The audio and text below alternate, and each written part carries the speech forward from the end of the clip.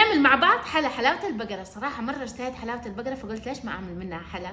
في العجان رح نضيف ظرفين دريم ويك، ظرفين كريم كراميل، جبنة كريمي، كريمة خفق، حليب مكثف محلى، ونخلطهم مع بعض.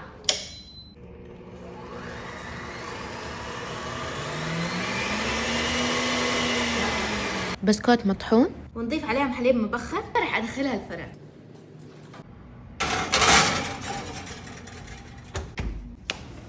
تفرد اول شيء الطبقة الثانية، والطبقة الثالثة رح تكون كراميل. ودحين رح تضيف عليهم حلاوة البقرة. وتحدي اليوم وصفة رنا مطر، حلاوة بقرة تشيز كيك، صينية كاملة. تتوقع بقد ايش اقدر اخلصها؟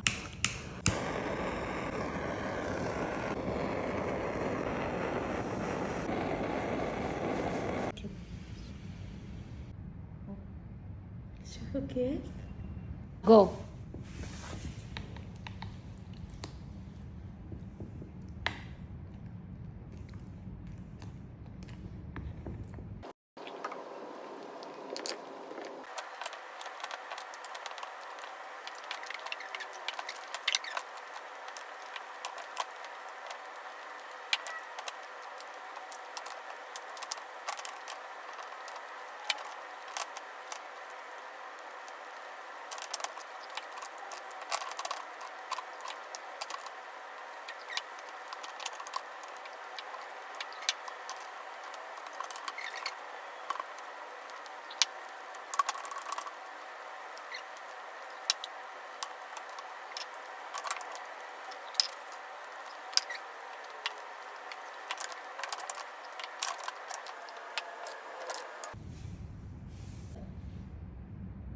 خلصتي حلاوة بقرة تشيز كيك في 7 دقايق و32 ثانية.